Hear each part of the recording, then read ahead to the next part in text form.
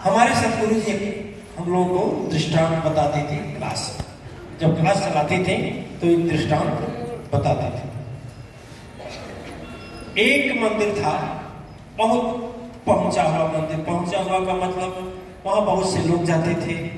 इतना भावना बन चुका था कि जब वैष्णो देवी का है ना, अमरनाथ गुफा है ना, केदारनाथ बद्रीनाथ है ना, मान्यता है ना कि शक्ति पीठ है, यहाँ जाने से यह तपोस्थल है, तीर्थ स्थल है, यहाँ जाने से सारा कामनाएं पूर्ण होगी, है होता ही नहीं। वैसे मंदिर था और वहां के जो पुजारी थे बड़े अविरल भक्त थे, बड़े सच्चे भक्त थे, समर्पणी थे, बड़े समर्पणी थे। तो जब सुबह उठते थे भगवान का, ये भाई हमारा चल रहा है, जब सुबह उठते थे तो जैसे देवियां वैसे पुजारी के लोग, देवियां जब सुबह उठती हैं तो सबसे पहले क्या करती हैं? एक को खड़ा कर दिया जी।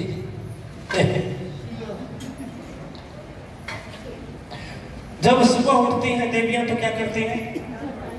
झाड़ू करती हैं, फिर क्या करते हैं? बर्तन साफ करती हैं, खाना बनाती हैं। वैसे पुजारी भी लोग जब सुबह उठते हैं तो पहले साफ करते हैं।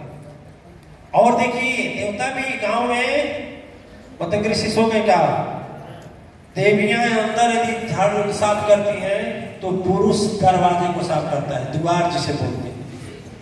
किया है बजरंग बली? अब किए नहीं किए? अब किए?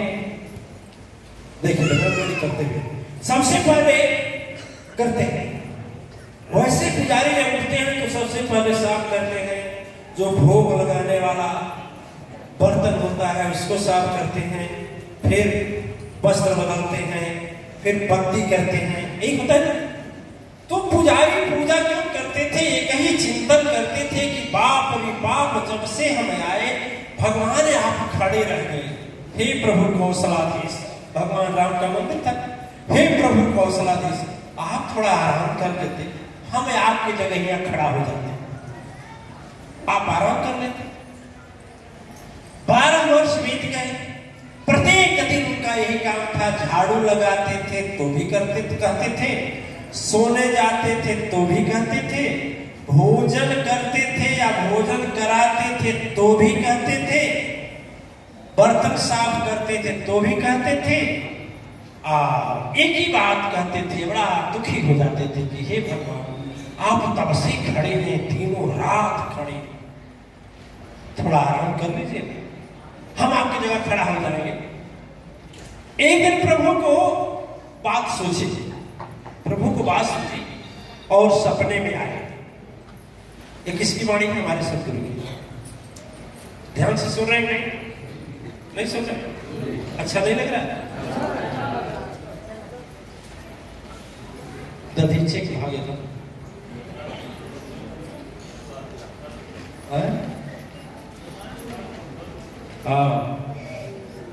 जब नाज मनुष्य पर छाता है तो पहले विवेक मर जाता है। देखिए तो जब भगवान की बात सोची कि भाई हमारा भक्त है, अविरल भाव से हमारा सेवा कर रहा है और इसका यही एक इच्छा है, तो इच्छा पूरी कर दो ना। तो भगवान सपने में आए और बोले कि बोलो तुम क्या चाहते हो? तो एक ही बात रट रहे थे। जब भगवान सपने में आए वो हाथ जोड़कर खड़े हो गए, कुछ नहीं प्रभु, बस बस बस यही है ना कि आप आराम कर लीजिए, आपकी जगह मैं खड़ा हो जाता हूं। बोले तो संसार चलाना पड़ता है, चलाएगा कैसे चलाएगा? तो कहीं आप भी तो नहीं बोलते हैं, कैसे चलाते हैं? तो बोले ठीक है तो काम करना, यही शर्त होगा तुझको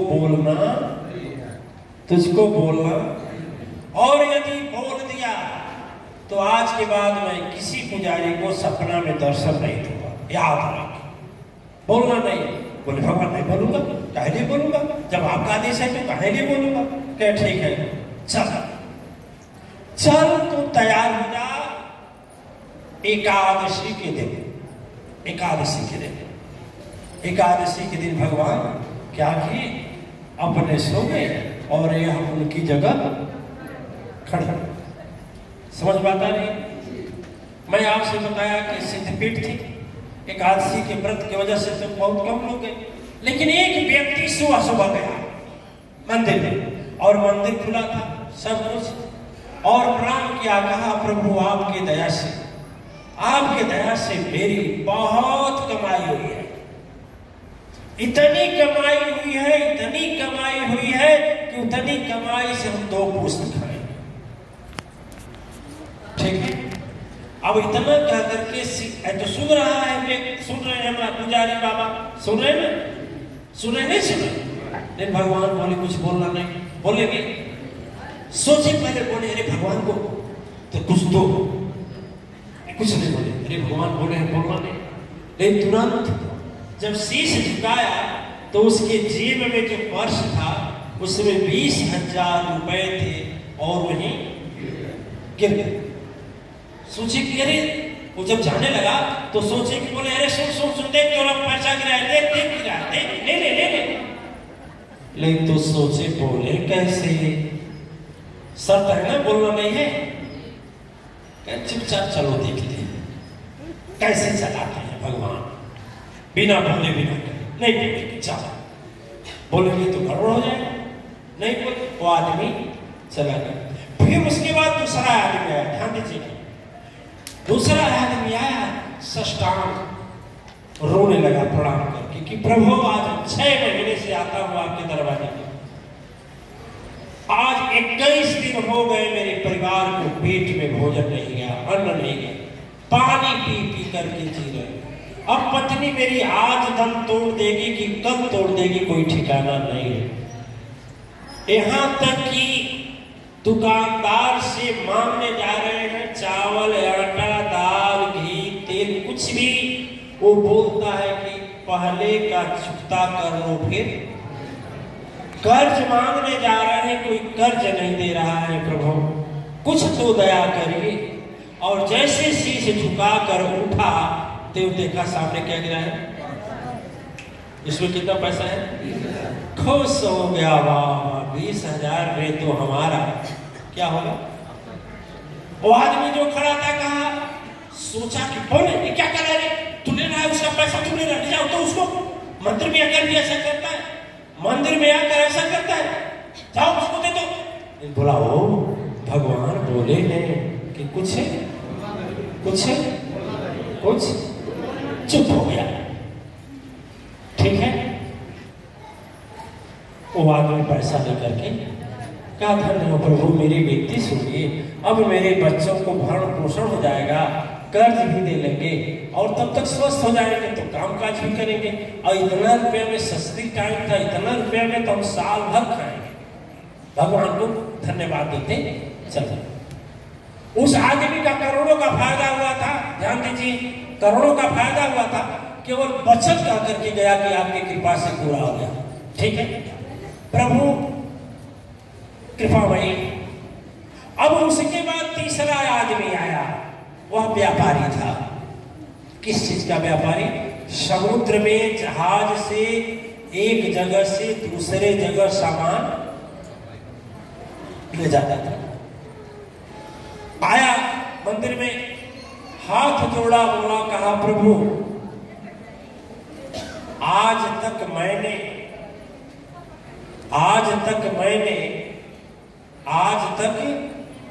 जब आपके मंदिर में आया हूं, प्रणाम किया हूं, आपसे आशीर्वाद लिया हूं, तब माल लेकर आने में समुद्र के अंदर कोई तूफान नहीं उठा और हम सकुशल लौट आए और कई करोड़ों की कमाई भी हो गया नहीं हो गया।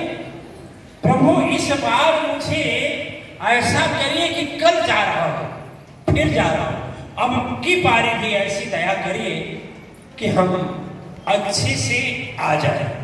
बस एक बार चले जाएंगे तो फिर मुझे जाने की आवश्यकता। ठीक है, प्रणाम किया और अभी प्रणाम कर रहा था, विनती कर रहा था, इतने में जो जिस आदमी का पैसा गायब हुआ था वो गया थाने में, कंप्लेन लगा कि हमारा पैसा गायब है। सिपाही पीछे कहाँ से गायब था? कहे कि वो मंदिर में गए थे। तो कहे मंदिर में कोई था? कहे नहीं, कोई नहीं। तो फिर पुलिस आई, पुलिस आई तो उस समय वह क्या कर रहा था? है? वो कह रहा था व्यापारी। तो कहा कि यहाँ पर कोई था मंदिर में? कहा नहीं, यही आया। तो उसको पुलिस ने पकड़ लिया, चल चल जेल में, पैसा इसका दिया। वो कहा मैं नहीं लिया। जो महाराज जी खड़े थे बोले अब अनर्थ हो रहा है, अब अनर्थ हो रहा है, अब बोल कर रहूंगा, बिना बोले नहीं रुपये का मतलब हुआ, चोरी किया वो सजा पाए। फिर सोचे गुरु भगवान बोले थे बोलना नहीं, कैसे होगा सो देखा जाएगा। नहीं क्या हुआ, एक आधेर होगा, हम देख रहे हैं मेरे सामने हो रहा है। अंदर से आवाज आई, अरे प्रभु की बात मानना, इसमें भी कुछ। आप लोग गाते हैं ना, जिसका नाम है तारनहारा उसमें भी कछु कारण होगा। जिसका नाम है तारनहारा उसमें भी कछु कारण होगा। जिसकी दुनिया इतनी सुंदर, वो कितना सुंदर होगा। जिसका नाम है तारनहारा उसमें भी कछु कारण होगा। जिसकी दुनिया इतनी सुंदर, वो कितना सुंदर होगा। जिसका नाम है तारनहारा उसमें भी कछु कारण होगा। जिसकी दुनिया इतना सुंदर, वो कितना सुंदर होगा।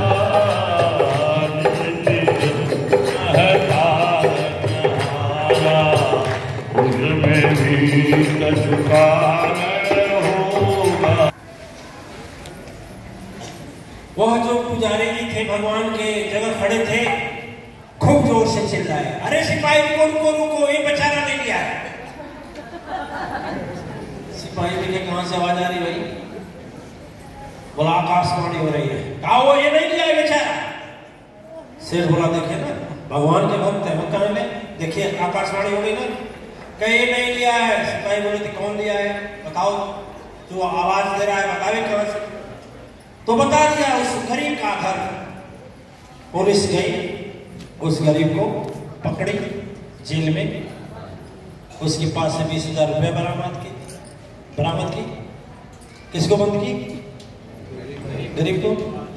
अब यह आदमी कहां गया? कहां गया? और जाए जहाज से ना,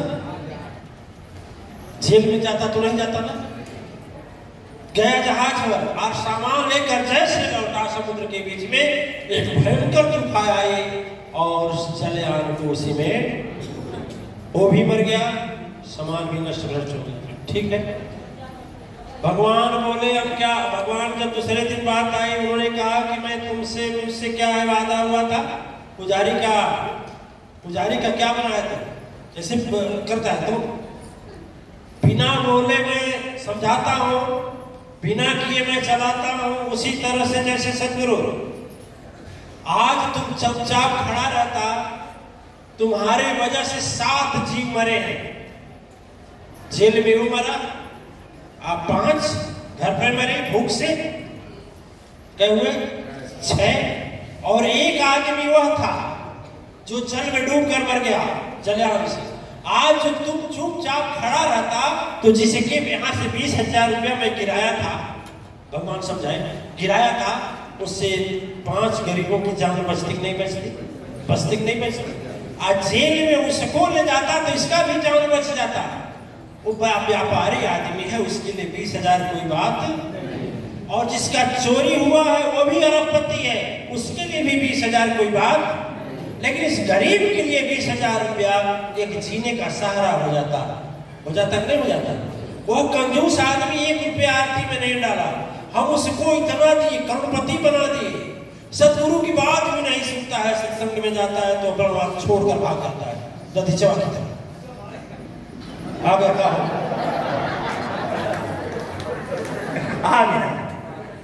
देखिए, कहा सतगुरु अब इस तरह से जो है कि लीला मैं कैसे बिना बोले समझा देता हूं, बिना किए संसार चला देता हूं, उसमें भी कुछ तो प्रभु सतगुरु के या प्रभु के आपके देखने में लगता है कि मैं जेल जा रहा हूं, जेल गया जाता गलत जाता, लेकिन उसमें भी उसका रहस्य छिपा है कि नहीं छिपा है? क्या छिपा है? जो जल में समुद्र में कल तूफान में उसकी मौत होने वाली है, प्रभु उसको टालने के लिए उसको जेल में भेज रहे हैं ना। वो गरीब आदमी है, वो करोड़पति आदमी 1 रुपए का दान नहीं किया, गिरा करके उसके धन का भी सदुपयोग कर रहे हैं। धन ऐसे जगह जा रहा है, शराबी कबाबी के पास नहीं पहुंच रहा है, वह किसके पास पहुंच रहा है? 21 दिन के भूखे के पास पहुंच रहा है।